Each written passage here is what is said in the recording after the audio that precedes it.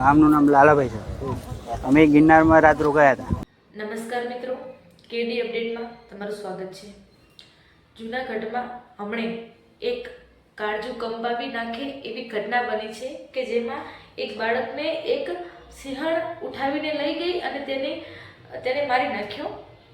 તો વાત જાણે એમ છે કે ખેડા જિલ્લાના એક મોનજ નામના ગામથી બંને પતિ પત્ની અને એમનો એક નાનો દીકરો કે જેનું નામ છે મયુર, એ શાયદ 3 થી 4 વર્ષનો છે, કે જે ત્રણેય ફરવા માટે ગયા હતા અને ત્યાં ગિરનારના 50માં પગથિયે આવતા જ ત્યાં સિંહણ આવી પહોંચી અને જેવી સિંહણ આવી તે બાળકને ઉઠાવીને લઈ ગઈ.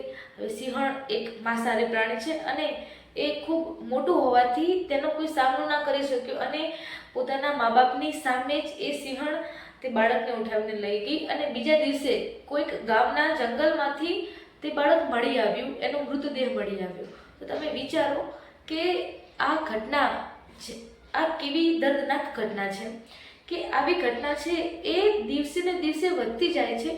આ એક વન વિભાગની એક બેદરકારી ગણાય કે આવા જે ખૂંખાર જાનવર છે તેની સુરક્ષા માટે એમને ત્યાં કંઈક ને કંઈક વ્યવસ્થા કરવી જોઈએ અને એમના જે છોકરો છે મયુર, એમના માતા પિતાને પણ થોડું સમજવું જોઈએ કે નાનું બાળક છે અને તે જ્યાં જઈ રહ્યા છે જે જગ્યાએ ત્યાં સિંહનો જ એક ઇલાકો છે, તો ત્યાં એમને ખૂબ ધ્યાન રાખવું પડે. અને જ્યારે આ સિંહણને પકડી પાડવામાં આવી પાંજરાપોળ દ્વારા અને પશુ સંચાલક ટીમ દ્વારા અને વન વિભાગ જ્યારે આ જંગલમાં પહોંચ્યું આ સિંહની તપાસ માટે, તો ત્યાં એક સિંહણ તેમને મળી આવી અને જ્યારે એ સિંહણે પોતાની ઉલટીમાં જ્યારે એમને સિંહણે ઉલટી કરી તો એ ઉલટીમાં માનવ શરીરના થોડાક અંગો મળી આવ્યા. તો એના ઉપરથી એ પાક્કું થઈ ગયું કે આ જે બાળક છે તેને ઉઠાવી લઈ જનાર અને તેને મારી નાખનાર આ સિંહણ જ હતી.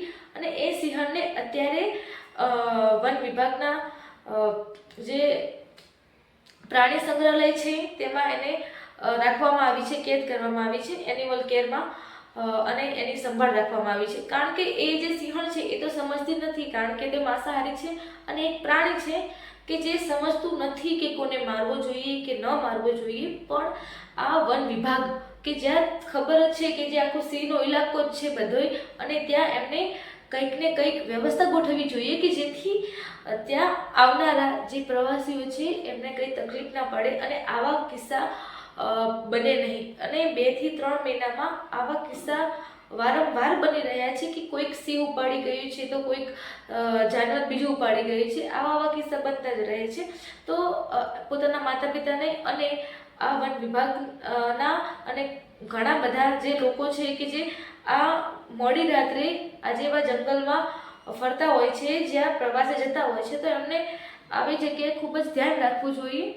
અને બીજું કે ત્યાં જે સીડીઓ છે ત્યાં સરકારને પણ આવી થોડી વ્યવસ્થા કરવી જોઈએ કે કોઈ યાત્રીને આવું ન બને.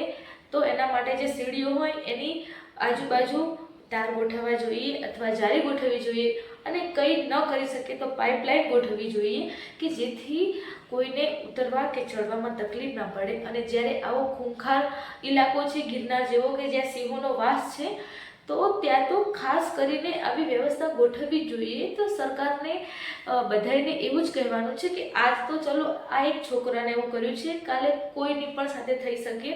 આજે એ છોકરાને ફરવા ગયા તો એમની સાથે થયું છે, કાલે આપણે પણ જવાનું થાય તો આપણી સાથે પણ આવો કિસ્સો બની શકે. તો બધાએ આવો પડકાર કે જે સરકારને સામનો કરવાનો છે કે જેની કંઈક વ્યવસ્થા ગોઠવો કે જેનાથી આવા કિસ્સા ઓછા બને અને કોઈનો જીવ ના જાય. અને તમે વિચારો કે આ બાળકના માતા પિતા ઉપર એમને કેવી વેદના થતી હશે કે એક નાનું બાળક કે એમનો એકને એક દીકરો આવું થયું, જ્યારે ભગવાને લઈ લીધો ત્યારે એમને કેટલી વેદના થઈ હશે એ શાયદ આપણે પણ ના વિચારી શકીએ.